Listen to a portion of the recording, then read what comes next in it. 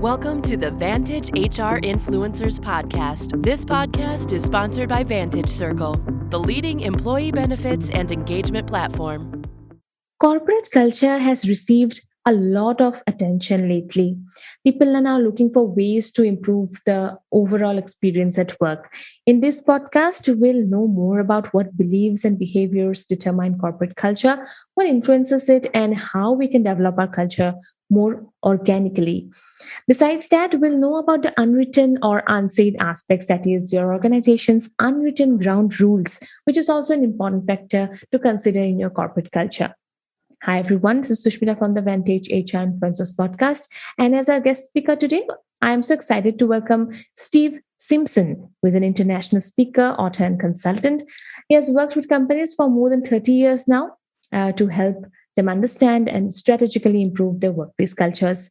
Professional Speakers Australia recently recognized Steve's achievements by awarding him the prestigious Australian Educator of the Year award. Welcome to the show, Steve. Thank you, Susmita. It's great to be with you. Great. Okay, so before we proceed with the topic today, let us know a brief about your journey in the corporate world. Started off many years ago working in the area of customer service. The notion of customer experience wasn't even around then. So I started in the area of customer service, working with organisations to help them get a sort of genuine customer service ethic through the organisation.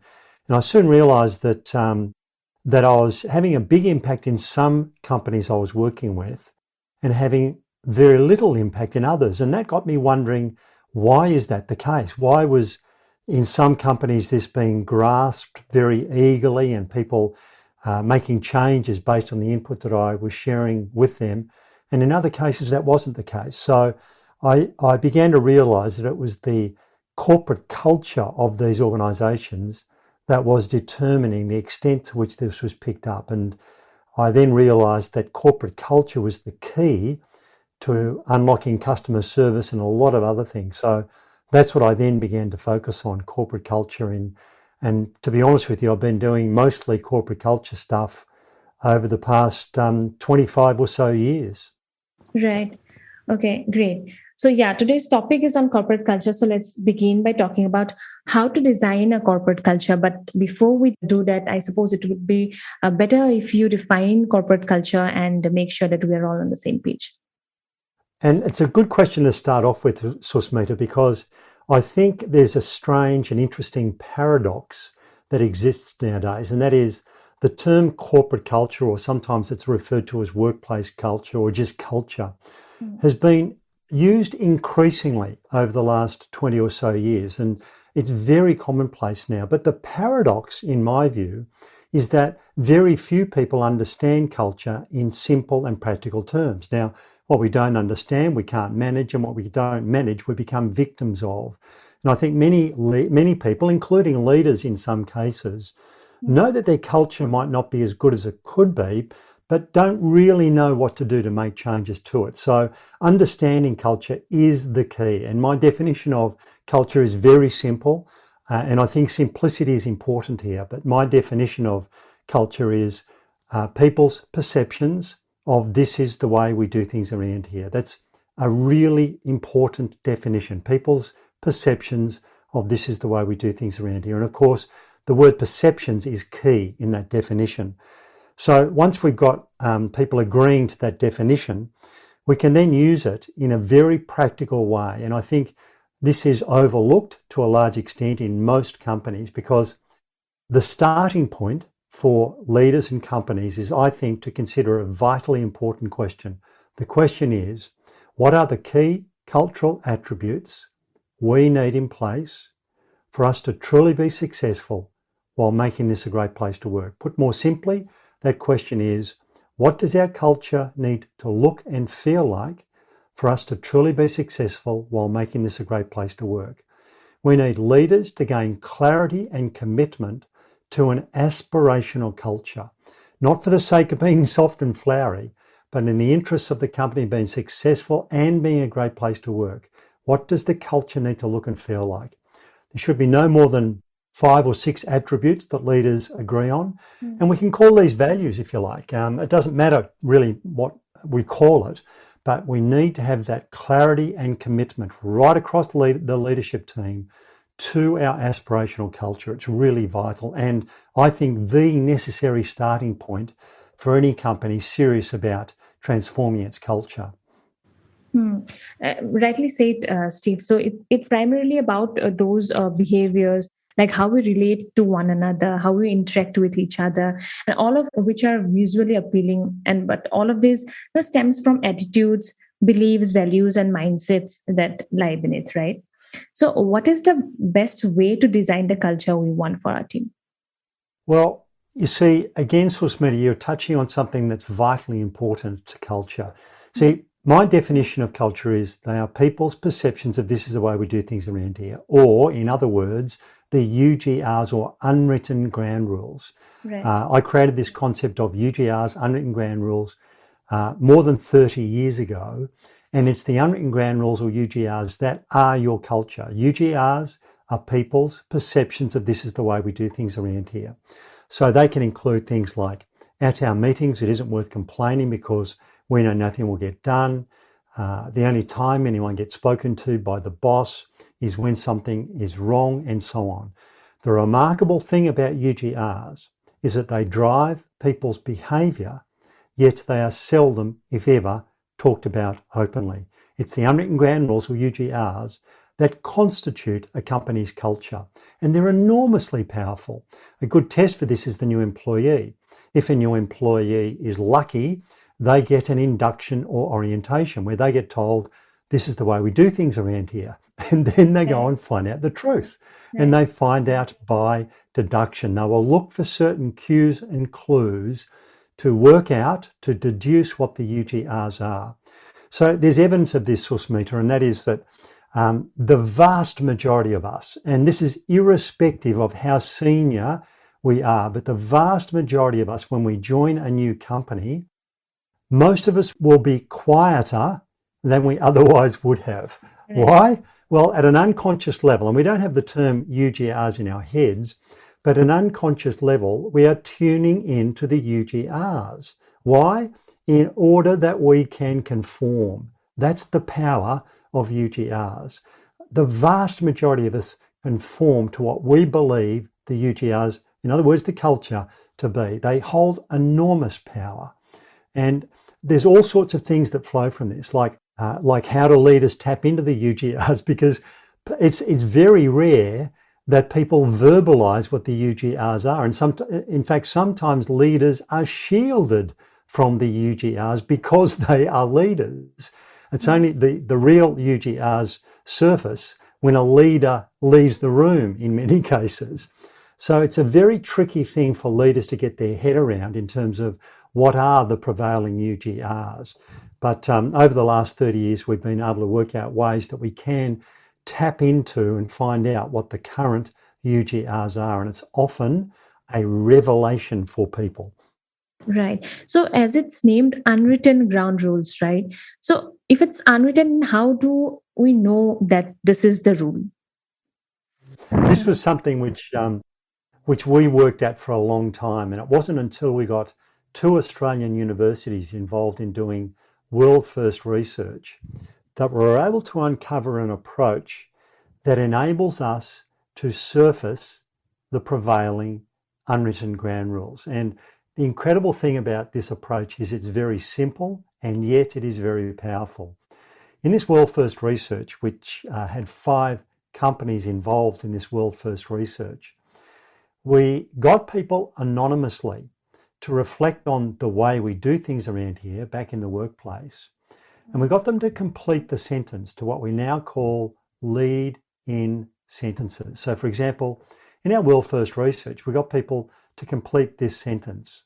Around here, customers are. Now, when I'm doing sessions with people, I'll often get them to have a guess at what some of the anonymous responses we got to that lead-in sentence might have been. Because, Susmita, we got responses like, around here, customers are a pain in the neck. We had one person who wrote, around here, customers are an interruption to my working day. I kid you not, we literally had that. And we realized at the time that this was such a revelation because Each of these companies had wonderful documentation proclaiming their commitment to customer service. And yet if these are the UGRs, the Unwritten Ground Rules, that documentation counts for nothing. And that's the power of culture and UGR. So what we do now is we've got a bit smarter since we did that world first research, which was more than 20 years ago. What we do now is we craft lead in sentences to link back to the values or the aspirational culture of the company. And this goes back to my first question that I shared with you, Susmita, about what I think leaders need to do as a first step. They need to gain clarity around their aspirational culture that they can call values. So I'll give you an example. If we have a value of teamwork, we can get people anonymously to complete the sentence to a lead in sentence like around here when you need help, or around here when it comes to dealing with people from other work areas. If we have a value of constant improvement, we can get people to complete the sentence around here when someone comes up with a new idea. If we have a value of respect, we can get people to complete the sentence around here people are treated. And when we do this, we've done this with companies like McLaren Automotive in the UK, Next in the UK, a massive retailer, through to big companies in Australia like Kmart in Australia and New Zealand, through to small companies that have only 100 people.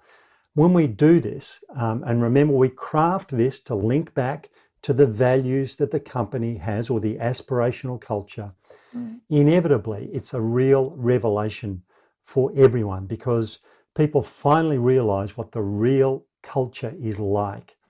And often it's not as rosy as the leaders would have thought, because often through no fault of their own, leaders are being shielded from the real UGRs, despite their best efforts.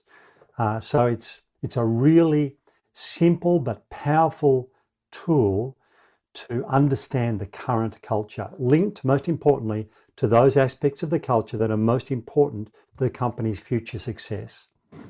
Right. So who creates an UGR? Is it the leaders? That's such a good question. I say to leaders, you are primarily, but not solely, responsible for the culture. That's an important distinction because sometimes I think leaders can take on too much responsibility for the culture. Now, there's evidence of this. We can have a good leader with an ordinary culture. Why? Because of the staff. We can have an ordinary leader with a good culture. Why? Because of the staff. So I think once you learn about UGRs, people realize that everyone plays the game of UGRs and we can all contribute to the current UGRs.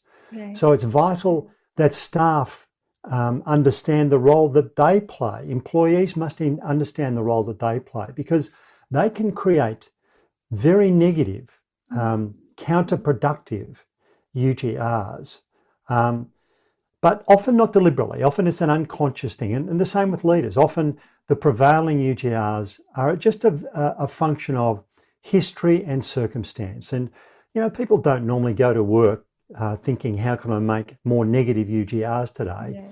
We've got what we've got. And I think part of the power of UGRs is its simplicity. And we can indeed get everyone excited about the prospects for a more positive, productive, dynamic, hard-working culture. I honestly believe that the vast majority of people want to be part of a positive, productive, dynamic culture. But most have given up hope of it being any different. And I think we need to give people hope, and UGRs can do that. So are there any specific steps to create a healthy UGRs? Well, the first step is gaining clarity around our aspirational culture through the question that I've shared with you. We call that envision. We need to envision our aspirational culture, and we need to get leaders clear and committed to that. The next step is to find out, which we call assess, is we need to find out what the current culture is like with regard to our aspirational culture. We call this a UGRs stocktake, where we can frame the lead in sentences to link back to the values that we're aspiring to. And based on that feedback, that stocktake, We can identify improvement opportunities. Where are the areas of concern? What do we need to improve? And where are our areas of success? What should we be celebrating? Because we need to not forget about that as well, because there's some good stuff that's happening in most companies. The third step is to involve people in crafting positive UGRs that we'd like to characterise the company into the future.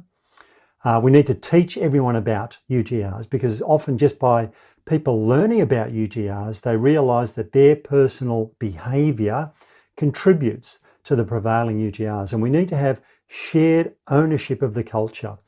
Look, Susmita, if there was a silver bullet for improving cultures, and there's not, it doesn't come down to one thing, but if there was a silver bullet, it would be this, that we need to have shared ownership of the culture. We need to get employees and leaders genuinely committed to and fighting for a culture that's better than we've currently got, even if it's good right now. So that's the fourth step. The fifth step is embedding our culture and locking in and fighting for an improved culture constantly, because in the companies that we work with, we're able to create a level of excitement and momentum about a positive, productive culture. But the key is not letting that go. So we've got to lock that in and constantly build on that. Now, I'll share with you a question, which I think is a vitally important one for leaders. I was working with a company, a major company, and I did some sessions with their staff, and I had a debrief session with the senior executive team, and the staff loved it, the sessions that we had. And I said to the leaders in the debriefing session that we had, I asked them this question. I said, so I'm speaking with your employees, and you leaders, you're not in the room, but your employees are being open and honest with me. How do you think that they would answer this question? So I'm talking to the leaders. How do you think your staff would answer this question? What are your leaders' top 3 priorities? Now, this group that I was working with, there was a long pause until one of the leaders, to his credit, spoke up and said this. He said, Steve, we don't even know what our top 3 priorities are. So how would they?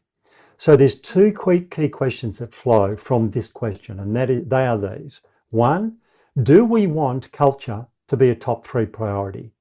Because you know what, I could come in and get staff and leaders excited and motivated, but if it isn't a top 3 priority, guess what? That excitement and motivation is going to quickly fade away and we go back to how we were. So it must be a top 3 priority. And that's a genuine decision that leadership teams need to consider. You don't go to jail for it not being a top 3 priority, but we need to make the decision. Do we want it to be or not? Right. Because if it is a top 3 priority, then we need to consider very carefully, how do we demonstrate to people that this is a top 3 priority?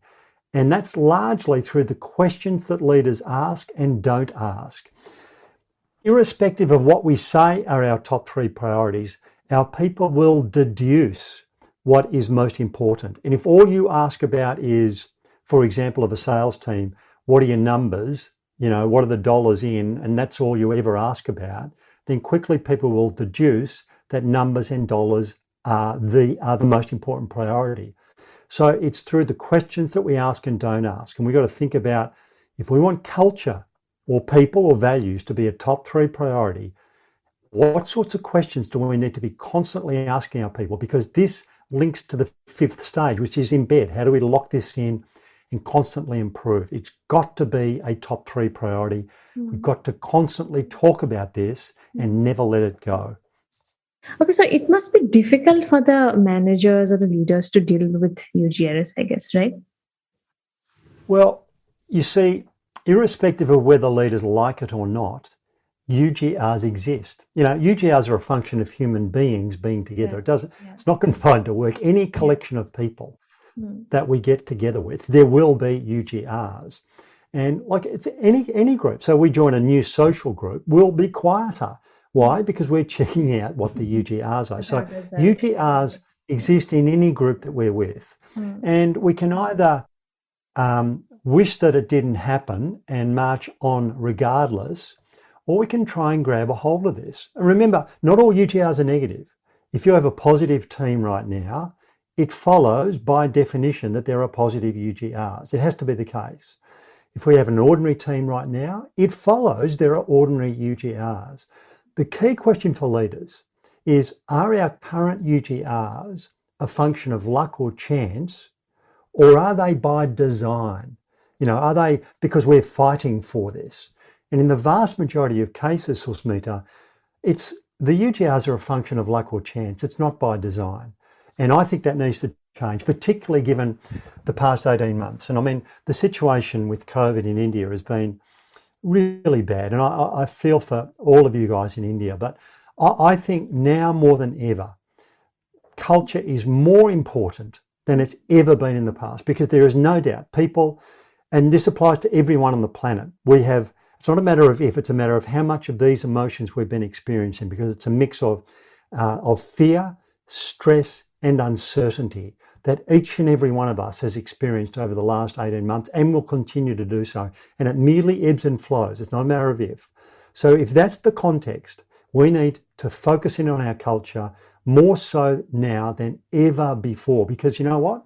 We can, at this point in time, when it's so tough, we can differentiate ourselves based on our culture. And people are yearning for that. People need that. And it's so vitally important.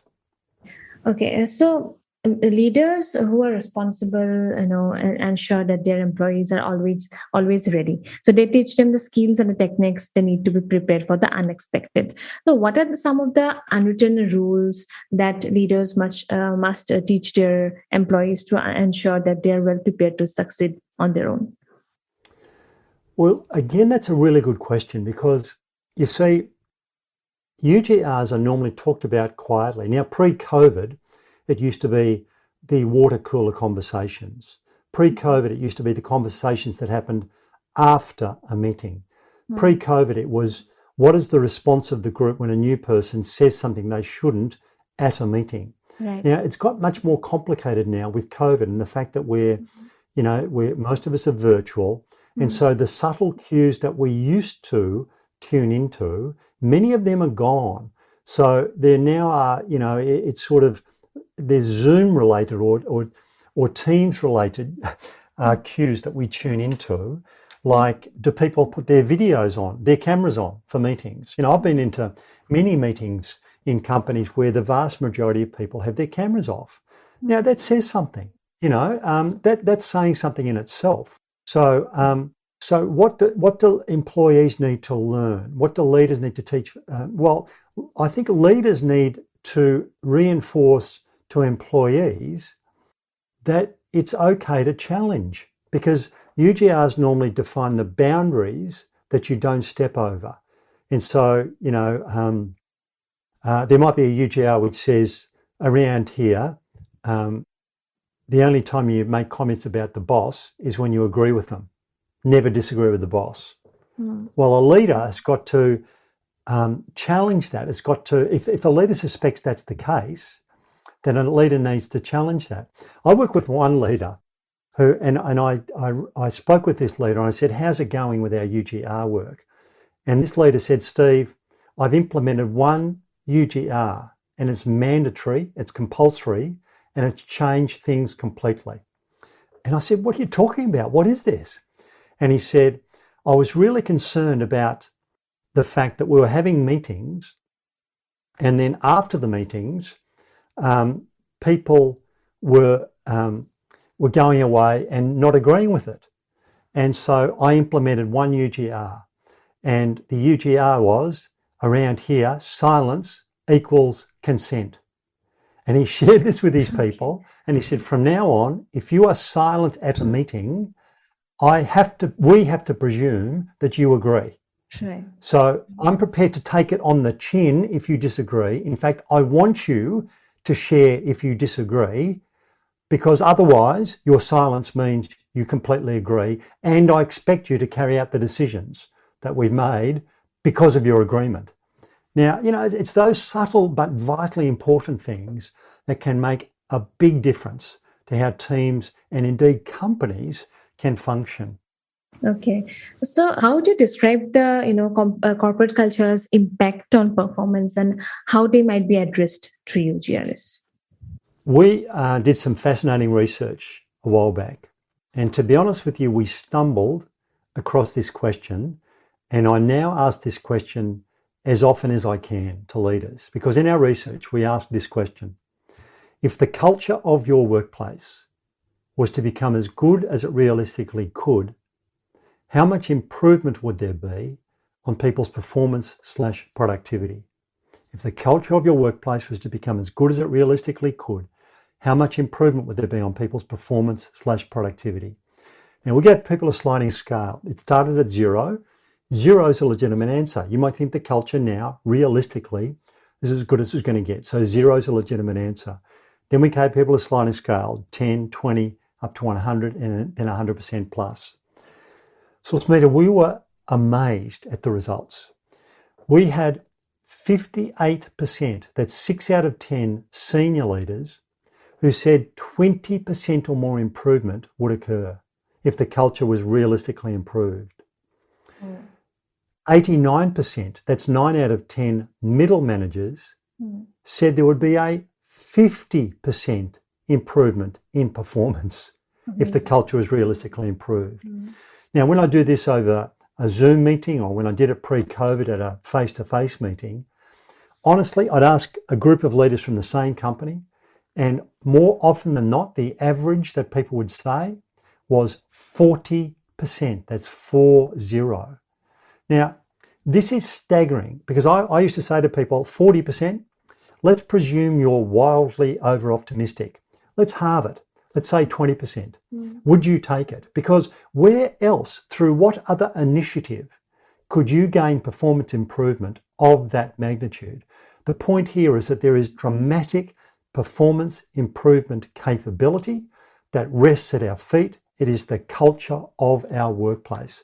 It is truly remarkable. By the way, I've had some companies that have come out with an average of way above 40% as well.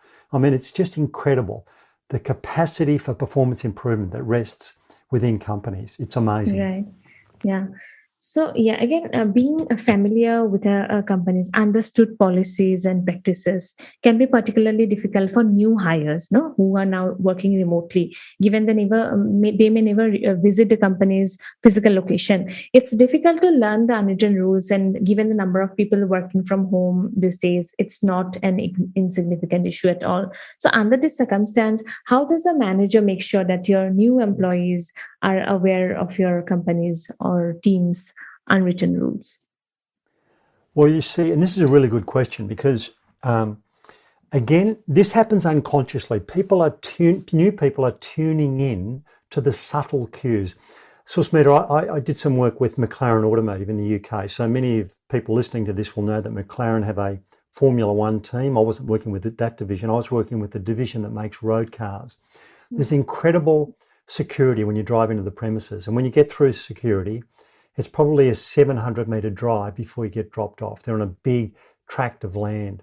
So one morning I get through security, I've got a driver, and 50 metres past security, so we're nowhere near where I need to get dropped off, 50 metres past security, I asked the driver to stop, and he's surprised, but he nonetheless stops, and I took a photograph. And it's a shame I can't show you the photograph because it's of a gardener who is standing next to a very, very long hedge, and he is holding a measuring tape. He is measuring the height of the hedge. So I say to people, what's the UGR here? And people will say precision, attention to detail. That is precisely a UGR at McLaren.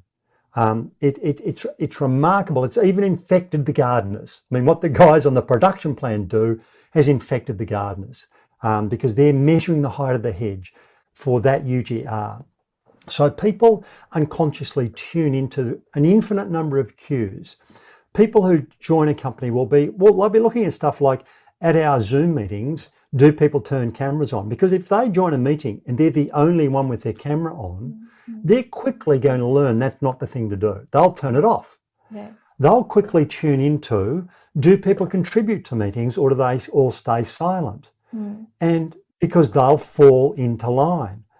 So you're right, it's hard to learn about what the official policies and procedures are, but we all have learned as human beings how to tune into the unwritten ground rules, the UGRs, because we're staying silent, watching what other people do, we fall into line. The key here is about gaining alignment between what is written in the formal policies and procedures and our values, by the way, and what actually happens. So if we have a boss saying, I'm really keen to hear your views, and that's written in policies and that's a value, but no one ever shares their views at meetings, well, the new person is going to learn very quickly what's written in the policies does not align with the UGRs, and we know which one will win. It's the UGRs. That person's not going to contribute.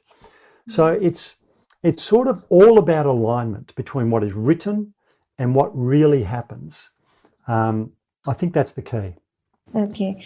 So what would be your suggestions to our listeners for this podcast? If you're a leader, I think it would be valuable for you and your leadership team to seriously reflect on whether you would like culture to be a top 3 priority. If you do, I think it's absolutely necessary that you gain clarity and commitment to what that aspirational culture is. And you can use my question, because my fear is that values statements too often are created with good intent, but it's around a question like, so what do we want our values to be? It's sort of completely separate from any strategic or business planning. I think the culture and values need to be reframed to answer the question, what does our culture need to look and feel like for us to truly be successful while making this a great place to work? And that makes it foundational. That's the foundation stone upon which everything sits. So make a decision, get your team thinking about culture, get clarity about your aspirational culture, and then tune in. You can do this quietly as a leader. Tune into what the UGRs are, because unfortunately, once you learn about UGRs, it's a bit of a curse. There is no off switch.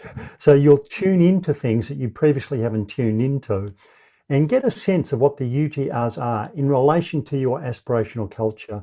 And there might be value in having conversations amongst your leadership team around that very issue. Do our UGRs align with our aspirational culture?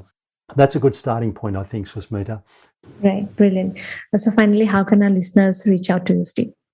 My email is steve@ugrs.net, and I'm LinkedIn. I'm also on LinkedIn, so look for me under Steve Simpson UGRs, and happy to connect on LinkedIn.